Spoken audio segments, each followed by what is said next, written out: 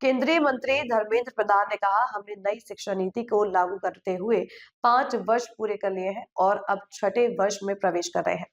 नई शिक्षा नीति देश को मौलिक परिवर्तन की दिशा में आगे ले जाएगी। कर रहे हैं नई शिक्षा नीति देश की एक मौलिक परिवर्तन की ओर ले जाएगा, एक पैराडाइम शिफ्ट होगा।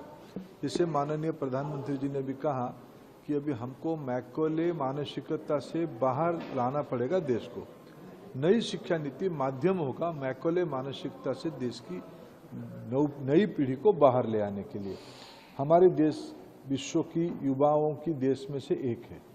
हमारी दायित्व बनती है भारत की शिक्षा विभाग के माध्यम से वर्तमान की नौजवानों को और भविष्य की नई पीढ़ी को तैयार करने के लिए।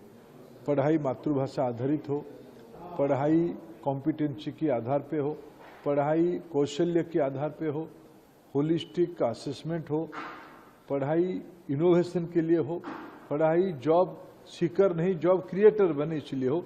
इस प्रकार की नई शिक्षा नीति ने बहु प्रकार की परामर्श दिया है, हम उसको इम्प्लीमेंट कर रहे हैं। एंटरप्रेन्योरशिप का भी आपने कल कहा था। देखिए, मैंने जब कह रहा हूं कि हमें जॉब सीकर नहीं जॉब क्रिएटर चाहिए। जॉब क्रिएटर होंगे तो जॉब ही अपने आप में आ जाएगा, इसीलिए उद्यमिता की आवश्यकता है।